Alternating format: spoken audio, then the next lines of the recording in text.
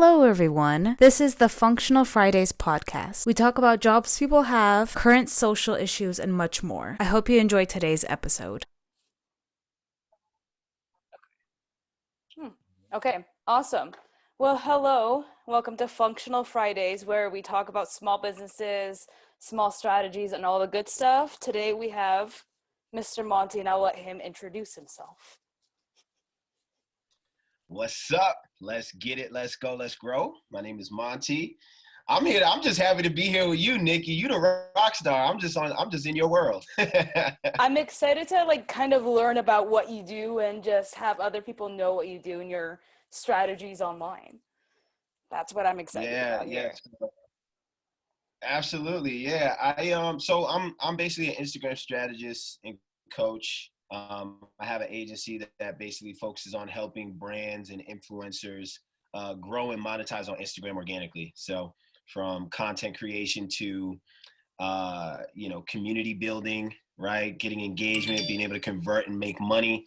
That's what my agency and I help people do, and that's also what I coach people on how to do for themselves. And I've been doing it for about a year now, and it's great, especially considering the way that business is going in the world. It's all digital now for the most part. You took the right route, from what I could tell. So I'm gonna Yeah, just go into the list of questions here. So how did you yeah. learn to become a strategist? Did you take any classes? How did you learn to get where you are now? Oh, so that's a great question because before I even got into coaching people on like Instagram and social media, I had been an influencer with my fiance for a few years prior. So my fiance and I, we have a food and lifestyle page on Instagram, influencer page. Mhm. And we started that maybe about 3 years ago or so. We started in 2017 and didn't really know what we were doing. We just saw that there were people out there who get to travel and eat food for free and get paid to do it. And we were like, hey, if they could do it, we could do it. So It sounds like a delicious way I to was like, I got a camera. go. Yeah. I was like, I got a camera. I can take pictures of food and stuff. And, we just got to figure out how to make the money.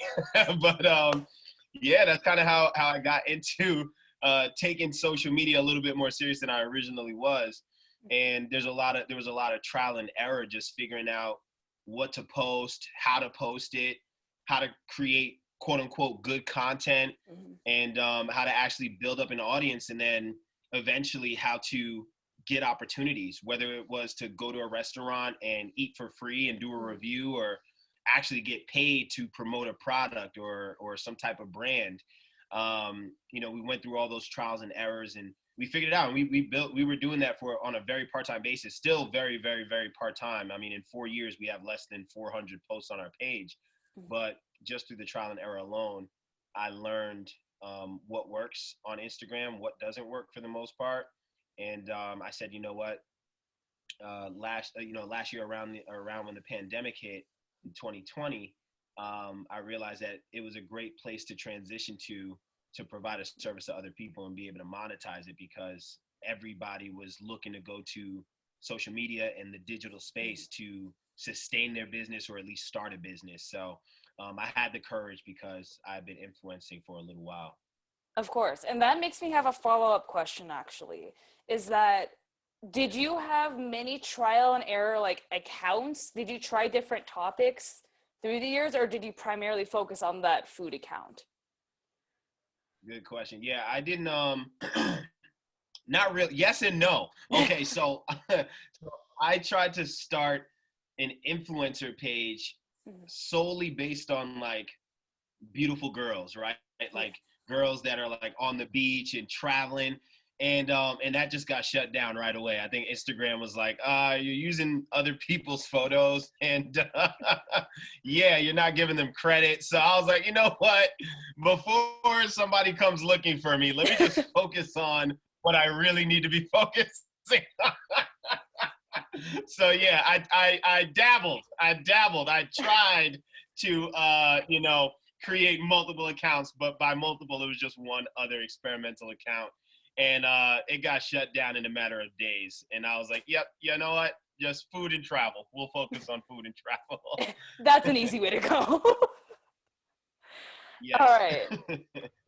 To create a business based off what you're currently doing, did you feel like you had a certain amount of information or knowledge before creating the business? Or like, did you have a skill set? This is kind of similar to the last question, but Yeah. I mean, yeah, I already had some experience with, social media, specifically Instagram, as I mentioned.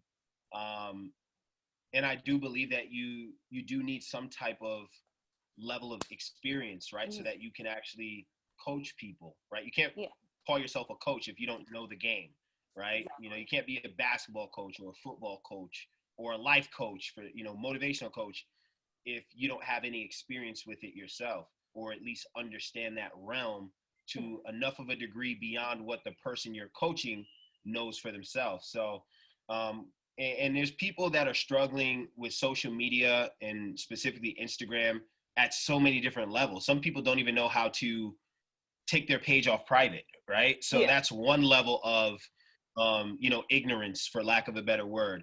But then there's also people that, they don't know how to rebrand themselves so that they can attract a new audience. They're already familiar with how to use the platform, the different features and stuff mhm, like that, but they don't know how to segue into a different niche and attract a new audience. So these are different levels of education. So you can be a coach at any level, right? You just have to know what level your coaching is effective at, right? mhm, So, there's teaching people how to make eggs, and there's teaching people how to make lasagna,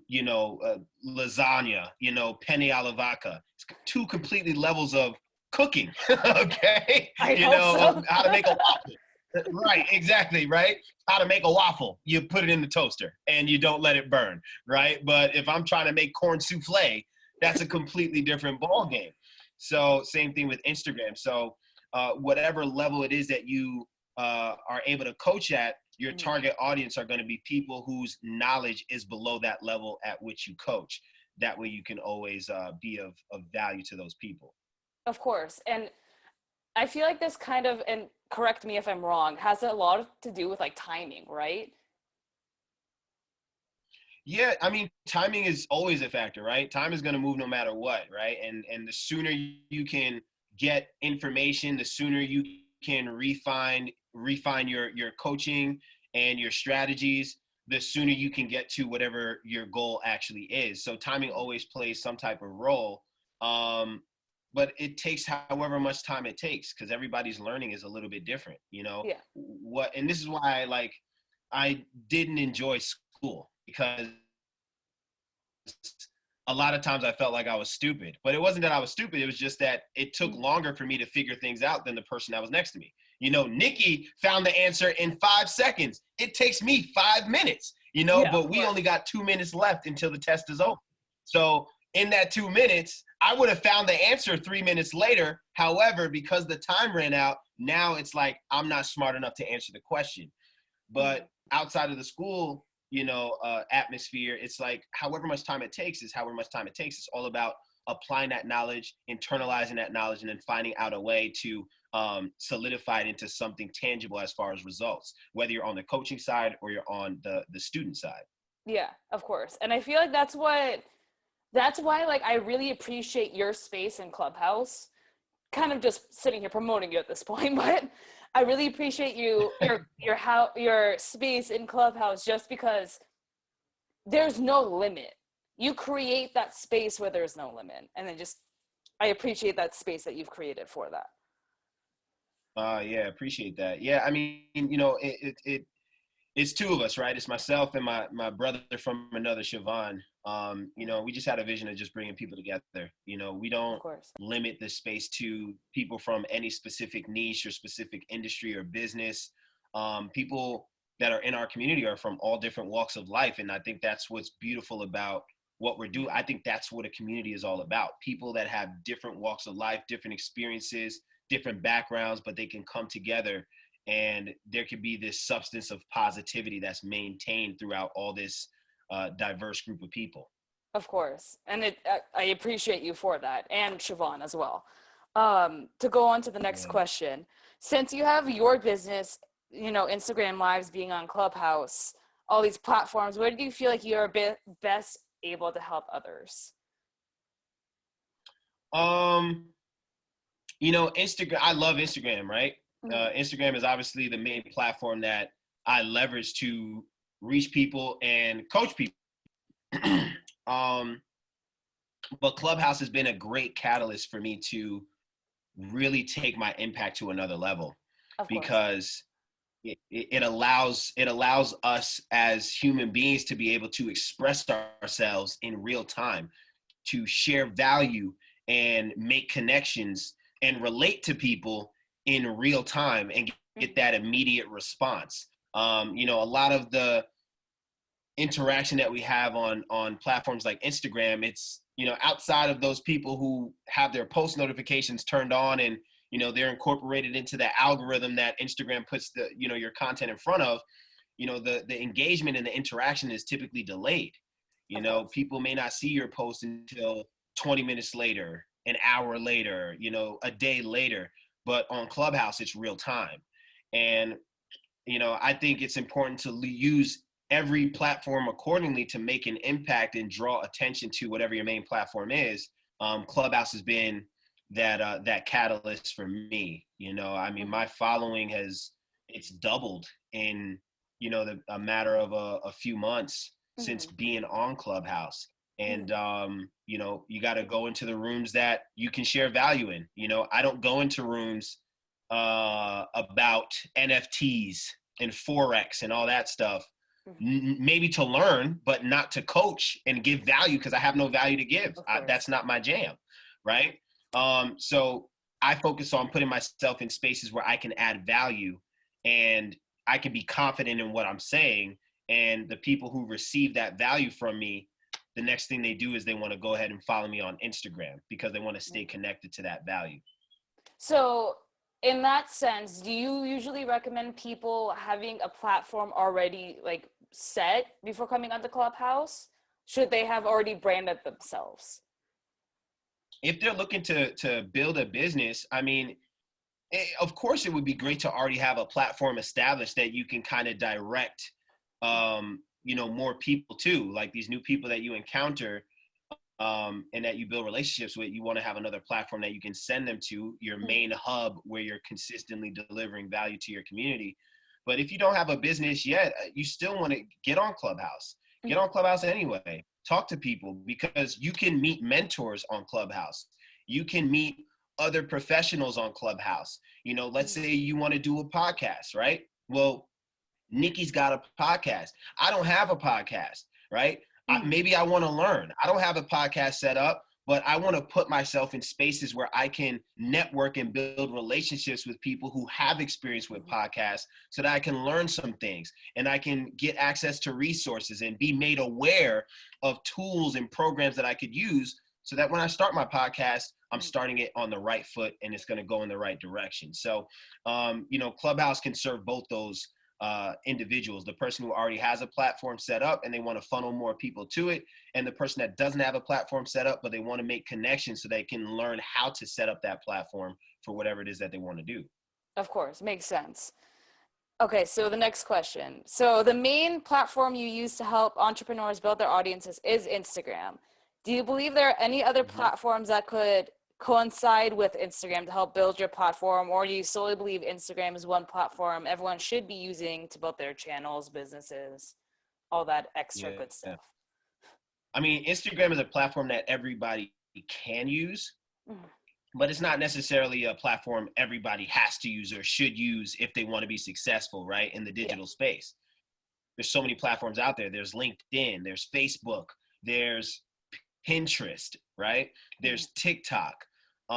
You just have to know what type of audience you want to attract. You want to know what type of style you want to market to your audience, right? So TikTok is great for short form video content. That's great for influencers, right? LinkedIn is more of a professional platform. So, if you want to be able to show off your resume and be able to connect with other professionals, corporate type of individuals, white collar type of individuals, LinkedIn is a great platform for that. If, your brand or whatever it is that you do as a business is very visual, right? Pinterest might be the best platform for you to leverage, and you can build communities on all of them, but I like using Instagram to build a community because there's so many different types of features that you can use to communicate value to your community. So it really depends. I mean, you test them all out, see which one you get a better response from, see which one you actually enjoy using, because it's not just about the experience your community has with you. It's also the experience you have with the platform that you're using to reach your community. If you hate using Instagram, stop using Instagram. Use something else that you can actually have fun with. If you have more fun creating TikTok videos and you want to use TikTok videos to reach your audience, go in on TikTok. You know what I mean? Yeah. And of course you can blend two different platforms together, right? You can create content on Instagram, and then you can also direct your audience to your TikTok to see maybe an extended version of whatever you did on Instagram, or to see the video production of the content you put on Instagram. Same thing with YouTube, right? TikTok and YouTube can work together. You use TikTok to create a short version of your video, and then you direct your traffic towards your YouTube page to see the full version of the video. There's so many different ways that you can, collaborate one platform with the next. It's just about testing it out and finding out which one you have the most fun with. Of course. And do you ever think that those platforms can be like more external if people are creating their business that way, where it's like merchandise, business cards, those types of stuff that people can create? Do you believe that that's like also beneficial? So like in a sense that if people are trying to promote their stuff, let's say on Instagram, but if they also want to promote themselves through merchandise and stuff like that, do you think that's also beneficial? Or do you think that social media is kind of like the top tier way to express or find potential through their business? Yeah, I mean, social media is great. And also, merchandise is great too. I mean, you just got to put it in front of people. No matter what, you have to get your products, you have to get your brand, get yourself in front of people in order for them to know that you actually exist. There's so many different ways to market. Think about the fight that just happened with what's his name, Logan Paul and Floyd Mayweather. The wrestling, right? Boxing. Yeah. So most boxers come out with some type of thing that they have around, some type of necklace, whatever. Logan Paul came out with a Pokemon card on his chain. Yeah. And just from doing that, the value of that Pokemon card is worth over $1 million now. There's different ways to market. It's just putting your product, your brand in front of the masses. So, wear your logo on a polo shirt, wear your logo on your backpack. Whatever your slogan is, put it on a t-shirt and go to a crowded place and have your Instagram tag on the back of the shirt. There's so many different ways to market. Social media is great, and you can also just market in the physical space, in the real life space, and that attention can trace back to your social media as well. Of course. I was just super curious on your point of view with that, because like a lot of people have so many different perspectives where it's like, ew, why would I produce something? Because like a lot of people also look at the costs of like how much it is to produce those things, and they don't like what they see. But it's one of those things where it's like you're going to end up investing in your business regardless, whether it is financially or word of mouth. Exactly. Yeah. I mean, you got to invest, and there's different levels to marketing. I mean, look at the people who literally, they spray paint their cars with their phone number, their business phone number, their business Instagram, and they're driving all over the place so that people can see it. And a lot of people are reactive to that. You see somebody's face on the side of a big bus, and you see this phone number. It's like, hey, let me just call this phone number and see what this is about. Like, there's so many ways to get attention, but it just has to be relevant to, your lifestyle. Because if you let's say you get a bumper sticker with your Instagram name on it, but you don't drive your car. Well, what's the point of investing in the bumper sticker? Nobody's going to ever see it. So, Exactly. you know what I mean? Like, you you got to make smart investments, right? But if you get one of those little posters that you can put in your lawn and it has your face and it has your Instagram, well, people are going to drive past your lawn every single day. So that might be a good marketing investment. You know what I mean? So it all depends. Of course, it's all based on how you want to invest and what the smart ways to go. So now, alongside the career you've created for yourself, how important is networking in your career specifically, and overall, how important does networking come across for you? I think, I mean, networking is important no matter what.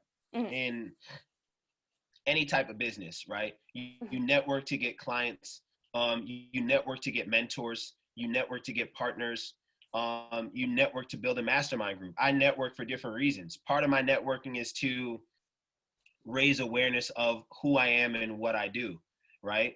And to funnel people to my social media platform where they can see the value that I provide, that builds my credibility and makes it easier for me to communicate with that person and convert them into a client somewhere down the line. Part of my networking is to build a support group, a mastermind group, people who do the same thing that I do or do something similar, but we all have different approaches. We all have knowledge of different tools and resources. We can learn from one another and we can build each other up. And part of my networking is mentorship, right? Being able to find people that can teach me, you know, and they have experience, they have success in the things that I want to do. And they're willing to teach me how to get that success as well. That's just what it is, you know? So you network to find people that you can serve. You network to find people that you can build with, and you network to find people that are willing to serve you. And that's what business is about. That's what entrepreneurship is about, but that's what life is about as well. Of course, it's constantly growing and constantly being around the people that can treat you and you can treat them back equally. Exactly. So just a side question, beyond what you do and where you've grown to be, what platform did you grow on and start from, and how did you personally were able to grow with the tips and tricks that where you were given to people and from people? Yeah, so well, everything started on MySpace, right? Are we going that far back? Oh yeah, with the AOL dial-up. AOL dial-up.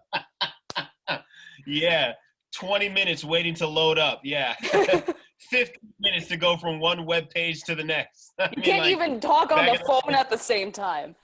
Can't talk at the phone. And, Mom, get off the phone! Yeah, so, oh my goodness, yeah. I mean, well, let's fast forward past the AOL dial-up into MySpace. I mean, as far as taking like social media serious, it was Instagram. You know, I didn't really have a science. I didn't understand attraction marketing. I had some friends. I was doing like some direct marketing or direct sales in my past life. And I had some friends or knew of some people that were using Instagram to do attraction marketing. Yeah. I didn't really know what the term meant, and I didn't really understand the science behind it. But you know, I started dabbling around, you know, looking to, you know, and I got caught up with the vanity metrics. So I wanted to grow my followers. I wanted to motivate people. I wanted to show how funny I was, all these different things. But it all started with Instagram. Yeah. And, you know, and obviously Facebook as well. They kind of coincide with one another. And yeah, I mean, it started with Instagram. You know, I love doing comedy and acting, so I started a little comedy page, and I was like putting little videos up and little funny, or what I thought was funny images. I didn't really get that much engagement at all, so people probably didn't think I was that funny. But at the end of the day, I thought I was funny, and you know, but it sparked this awareness. It sparked this interest in me, and I think from that experience that I had when I first started using Instagram to try to, you know, be funny and build an audience, it led up to where I'm at today, where I'm actually being intentional behind what I'm doing. I actually have structure behind what I'm doing. And I have an audience that I'm serving on a consistent basis. So yeah, I mean, it started with Facebook and Instagram, and now it's predominantly Instagram. I don't even use Facebook like that. at all, really. Yeah. And that makes me curious, is that like, do you feel like with social media, do you feel like you constantly have to keep up with what people are doing as far as like new social media, or do you think that anyone can start any platform at any time? Yeah, I mean, you can start on any platform. There's always room for more, right? They have Yeah. this whole term about saturation, but if you're bringing something unique to the table, there's always an opportunity. There's always an audience for you. On every platform, there's an audience for you, regardless of what your niche is and what you do. And when new social media platforms come out, I think it's always worth it to test it out, right? Mhm. You don't have to make a complete pivot, but you should always test it out. I got on Clubhouse as a test, right? I had been messaged by a number of my friends and associates about Clubhouse. And it wasn't until one of my closest of friends reached out to me and said, "Hey, get on." And I said, "All right, cool, I'll get on. Let's see what this thing is about." And it was awkward the first like few days of doing it. I'm like, okay, so people just sit here and listen to people talk. All right, when do I say something? Should I say something? If I say something, how should I say it? Should I say it like this or should I say it like that? You know what I mean? Like, what happens after I say what I say? You know what I mean? Like, there's a lot of When does it end? Right, exactly. But I said, let me spend some time getting myself as familiar as I can with this app. And then maybe I'll find some ideas for how I can use it purposely for myself. And that's what happened. So myself and my buddy Siobhan that I mentioned earlier, we were just hopping into rooms and listening in and, joining in on conversations. And after a while, we got a good feeling for what we could do to build a community and serve value and also be able to grow our networks and be able to grow our business as well. And that's what we did, and we're still in the growing phases, but we got a pretty good handle of how we're using the platform to impact people's lives and to also grow our businesses at the same time. Of course, at the end of the day, you get hang of what social media platforms you end up using, kind of thing. Yeah. Once you use it enough, you understand how it works, and you can decide whether or not you want to use it for yourself for any type of reason, business, personal, whatever. Of course. And that's all the questions I had. Do you have any comments, any last things you would like to say? Just you're awesome, Nikki. I mean, I appreciate you. I see you cracking up there. That just got me at the end. I appreciate you having me on your platform, and you're inspiration to me because doing a podcast is something that I know is probably a calling for me. I just haven't given it the attention that I probably need to, but just having great opportunities like this, it is definitely a beacon of inspiration for me. So I thank you for having me and of course, giving me the opportunity to speak. Of course, and I appreciate you coming on. And I'll put all your social media in the description so people can get a hold of you easier. So, but podcasting is going to be easy. If you ever want to start one, I'll be of any help to you. 100%. Thank you. I appreciate that. I'm coming to you, Nikki. I got you. All right. I'm going to end it here now. So, bye-bye. All right, Queen.